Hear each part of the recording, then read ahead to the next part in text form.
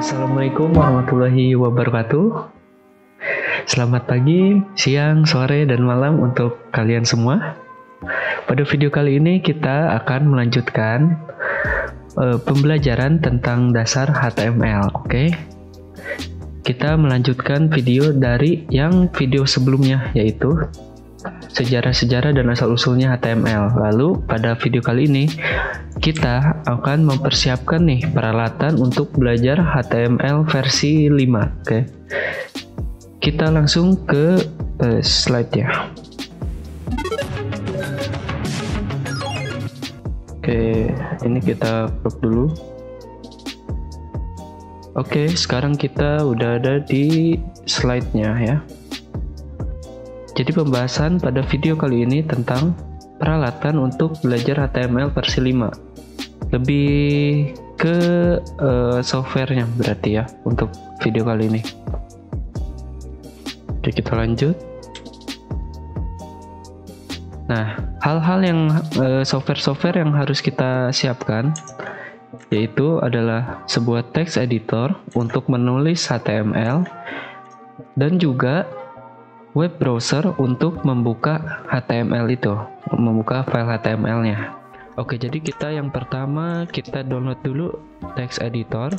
Untuk text editor ini bebas ya, mau software apapun bisa, seperti contohnya Notepad, Visual Code, dan lain-lain. Di sini saya menggunakan Visual Studio Code. Bentar, ini screen-nya kita geser dulu ya. Nah, oke. Kalian yang pertama berarti download dulu text editornya di browser kalian ya. Saya di sini menggunakan Edge. Nah, di sini bisa download, ketikkan aja di Google Visual Studio Code. Nah, nanti muncul halaman websitenya, ini linknya kode.visualstudio.com ya. Kalian bisa langsung klik yang tombol download ini. Nah, nanti akan diarahkan di websitenya. Lalu kalian pilih sesuai sistem operasi yang kalian gunakan. Di sini ada Windows, Linux, dan Mac-nya. Di sini saya menggunakan Windows dan kebetulan saya udah ada softwarenya, jadi saya nggak perlu download lagi. Cuman di sini saya bakal ngasih tahu cara downloadnya. Kalian bisa langsung klik aja, simple. Misalkan kalian sistem operasi Windows, kalian bisa klik button Windows di sini. Nah ya. Nah, nanti dia bakal langsung terunduh secara otomatis. Kalian bisa start download aja. Oke, ada sedikit suara motor ya. Kalau misalkan kalian dengar, maaf ya. Ada motor lewat, mungkin mengganggu. Mohon dimaklumi.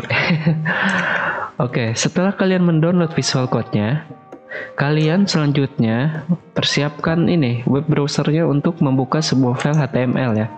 Web browser itu apa, Bang? Nah, web browser itu seperti Google Chrome, Edge, Firefox, dan lain-lain, oke? Jadi itu yang dinamakan web browser ya. Di sini saya menggunakan Edge, tapi kalau kalian menggunakan Mozilla Firefox atau Google Chrome atau yang lainnya, itu boleh-boleh aja. Itu tergantung biasa pakai apa ya, pakai aja itu browsernya. Oke, kita di sini selanjutnya buka Visual Studio Code-nya. Apabila sudah diinstal ya. Di sini saya tidak mencontohkan cara penginstalannya ya. Nah, ini adalah, bentar kita close dulu.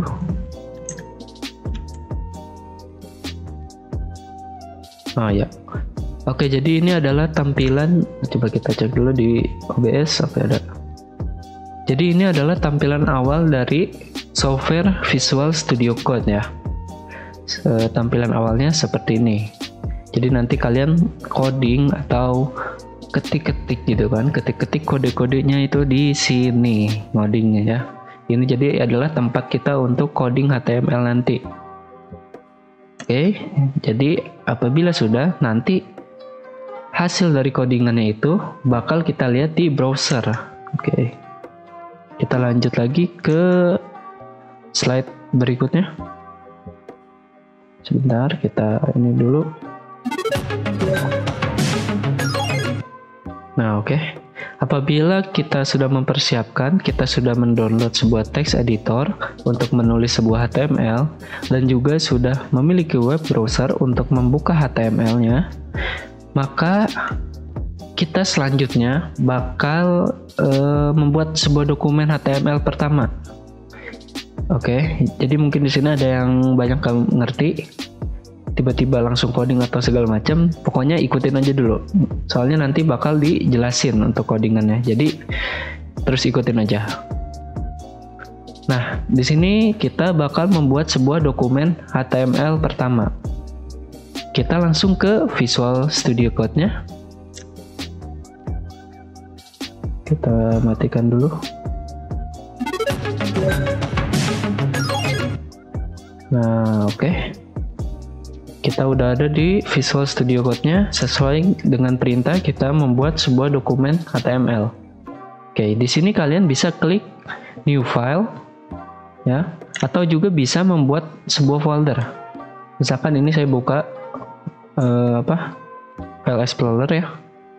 Di sini bisa kalian klik kanan, lalu klik New, terus pilih teks dokumen. Nah, apabila nggak mau seperti itu, bisa juga langsung lewat Visual Studio Code-nya, yaitu klik yang New File. Kita klik New File di sini. Nah, akan muncul seperti ini. Kita ketikkan HTML untuk tab-nya. Nah, atau bisa juga kita Ctrl N ya, menggunakan shortcut. Nah, maka ini akan langsung muncul disebutnya sebuah file ya, file yang belum tersave ya. Bisa juga seperti ini caranya. Ini kan lewat shortcut Ctrl N ya di keyboard ya. Kalian bisa pilih Ctrl Ctrl di keyboard dan juga N. Jadi dibarengin. Kalau nggak mau seperti itu, bisa juga langsung klik New File.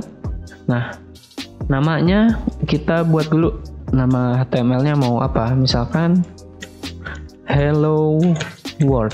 Nah, ketika sudah ngasih nama, kita klik Enter di keyboard, maka kita akan disuruh melakukan save data ya. Save filenya itu mau kemana? Misalnya di sini saya bakal taruh di sebuah folder latihan kita. Untuk kalian juga bisa membuat folder khusus HTML ini karena video-video berikutnya bakal lebih panjang dan juga kita udah mulai melakukan pengkodingan.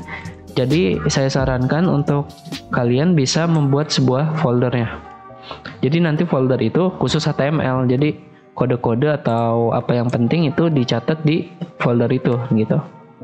Oke. Kita lanjut. Nah, di sini file name-nya Hello World. Nah, jangan lupa kita kasih titik HTML. Nah, kayak gini ya. Kalau sudah, kita klik yang create file. Nah, maka otomatis dia menjadi sebuah file yang berekstensi ya. Berformatnya itulah sebuah HTML. Nah, kalau misalnya misalkan kita ngasal ya. Nah, kalau kita gini aja nih, ini nggak bakal jadi apa-apa. Ini bakal menjadi sebuah format TXT biasa, bukan format sebuah disebutnya HTML. Gitu. Jadi perhatikan juga untuk cara pengetikannya. Oke, kita lanjut. Di sini berarti saya anggap kita semua ini udah punya satu file, yaitu yang bernama helloworld.html ya, titik HTML. Ini kalian harus ketikkan juga nih titik HTML-nya. Oke, jadi kita sudah membuat nih sebuah filenya. Oke, kita lanjut dulu. Nah, selanjutnya apabila kita udah punya filenya, kita mulai ketik seperti ini. Oke, kalian bisa lihat kan? Nah, di slide-nya nih. Nah, ini kita bisa ketikkan ini ya. Membuat sebuah file pertama HTML kita ya, bisa nah, kalian ikutin dulu untuk codingannya. Untuk codingan filenya mungkin saya akan taruh di deskripsi nanti ya, biar memudahkan kalian dalam proses belajar. Oke. Nah, apabila sudah diketik codingan HTML-nya, nah seperti ini, kalian bisa ketik satu-satu, atau kalian juga bisa langsung gini aja, ketik HTML aja, lalu nanti bakal ada opsi pilihan seperti ini. Kalian pilih yang HTML.25. Nah, maka otomatis akan dibuatkan sebuah format HTML5 seperti ini, yang isinya ada head, title, body, dan juga HTML. Nah, kayak gitu.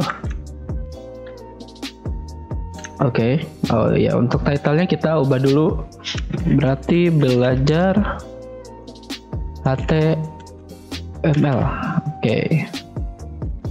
Untuk isinya kita hello world ya. Kasih tag P, lalu ketikkan hello world. Nah, seperti ini. Apabila sudah, kita save. Untuk save-nya di keyboard kalian bisa Ctrl S. Nah, ini udah nggak ada tandanya, berarti itu udah ke save. Atau bisa juga di file, lalu kalian pilih yang save atau save as ya. Tapi kalau pengen lebih cepat, kalian bisa di keyboard aja pilih yang Ctrl S, maka dia akan otomatis tersimpan juga. Oke, selanjutnya kalau kalian sudah membuat codingan seperti yang di slide ini, maka saya akan menjelaskan sedikit apa sih fungsi-fungsinya dari codingan ini. Oke.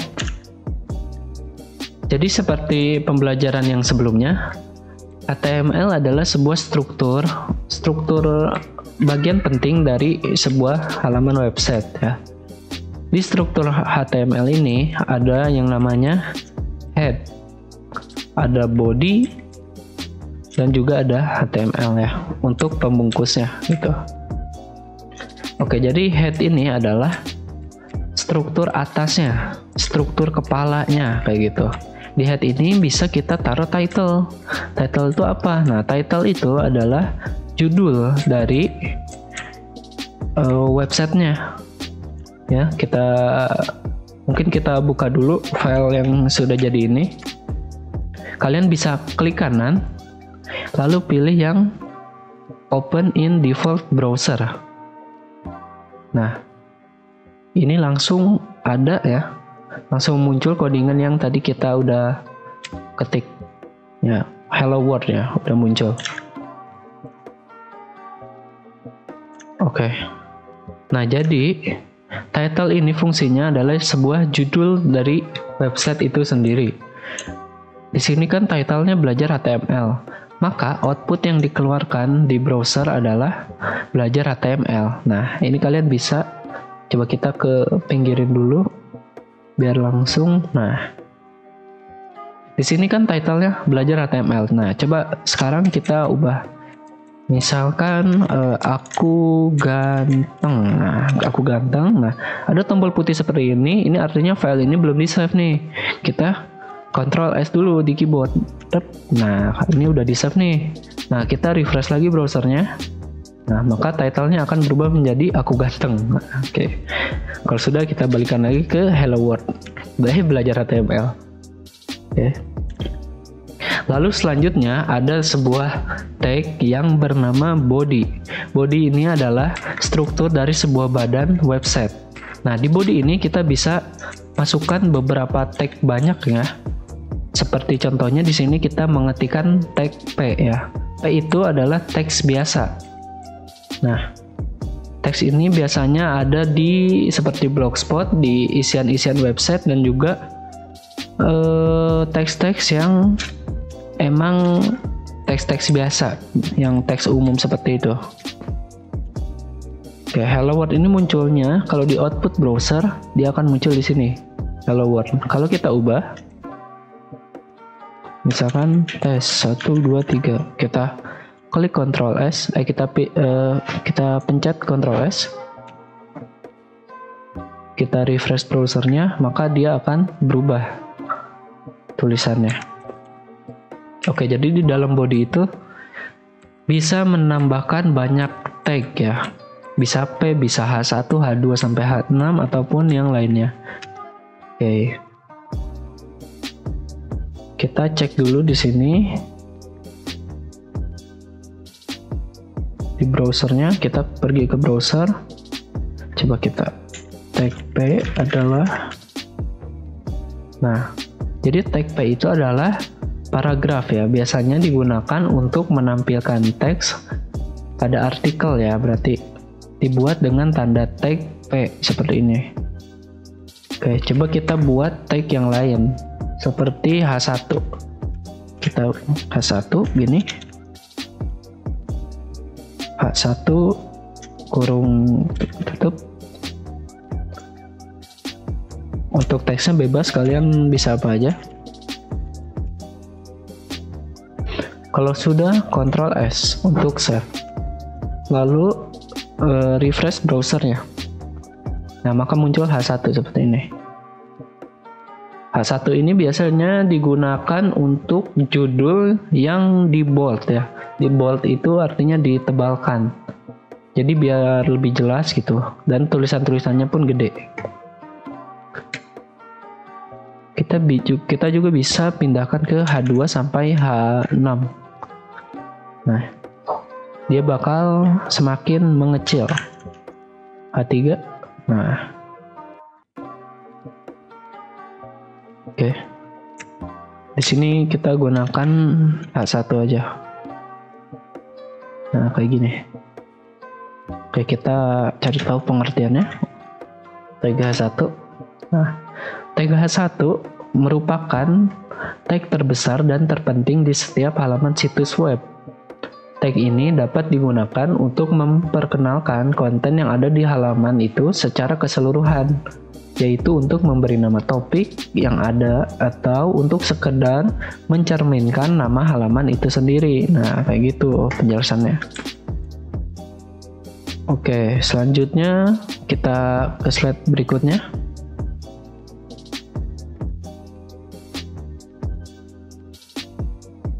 Oh iya, satu lagi ketinggalan ya. Jadi kalau kalian udah save di Visual Studio Code-nya, nah kalau kalian pengen cari tahu filenya, kalian ke folder yang tempat file itu disimpan. Nah, seperti ini. Hello World. Nah, ini bisa langsung kalian klik kanan open atau klik di mouse 2 kali ya. Klik 2 kali di mouse. Bisa juga klik kanan lalu open. Nah, opennya kalau misalkan tidak ada browsernya, berarti open with lalu cari browser kalian. Di sini ada Google Chrome, Microsoft Edge, dan lain-lain kayak gitu. Itu untuk cara buka filenya. Kita ke slide berikutnya.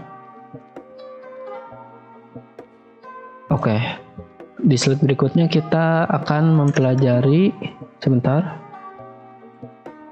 Kita pindahin dulu. Kita akan mempelajari tentang nama file untuk sebuah HTML.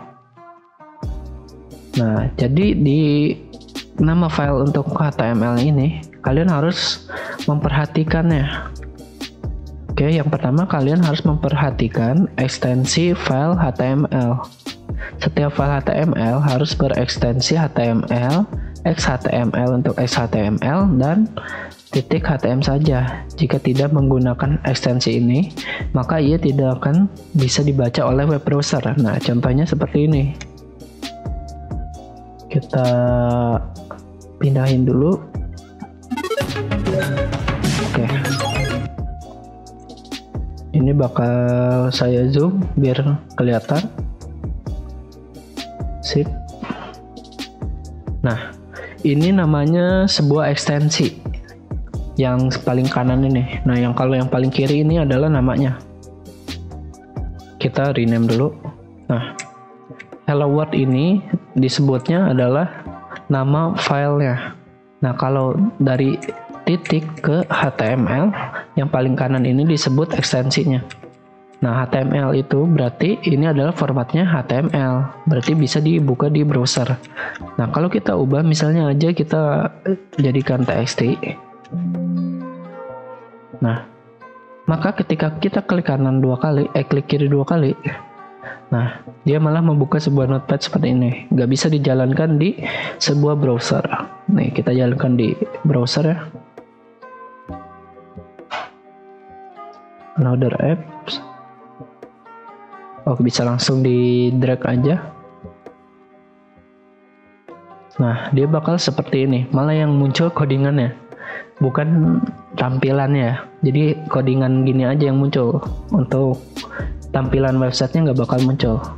Nah, jadi itu hal yang sangat penting dalam memberikan ekstensi pada sebuah file. Jadi jangan sampai kelupaan gitu. Kita rename lagi, kita ganti ekstensinya jadi HTML. Nah, ini bisa langsung dibuka. Kayak gitu. Oke, selanjutnya kita ke slide berikutnya.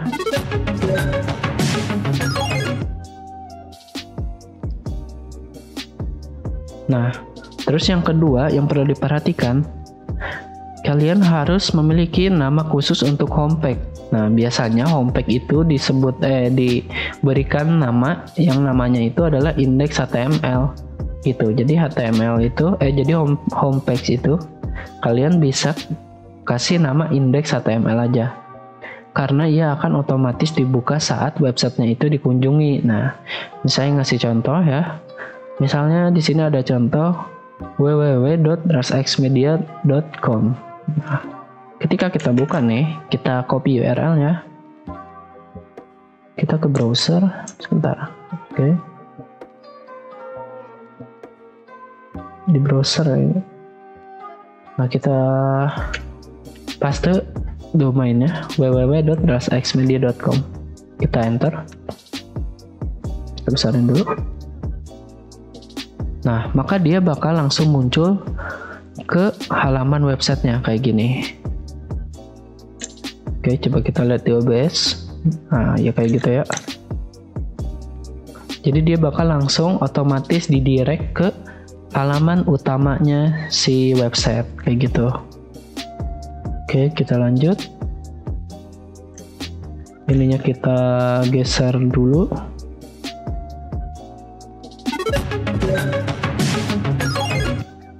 Oke. Kita lanjut ke slide berikutnya. Nah, jangan lupa untuk menghindari beberapa hal ini. Yang pertama itu ada penggunaan spasi. Nah, penggunaan spasi yang pertama. Nama file HTML biasanya akan tercantum pada URL, maka sebaiknya hindari menggunakan spasi pada nama file HTML agar URL yang dibentuk lebih bagus. Spasi pada URL biasanya akan otomatis diubah menjadi kayak begini nih, 20% ya. Sebagai ganti spasi, kalian ini bisa gunakan tanda min atau underscore seperti ini contohnya. Coba kita besarkan dulu gambarnya. Nah, kayak gini ya. Jadi jangan pakai spasi. Bisa kalian gantikan spasinya menjadi min atau underscore. Oke, kita contohkan dulu.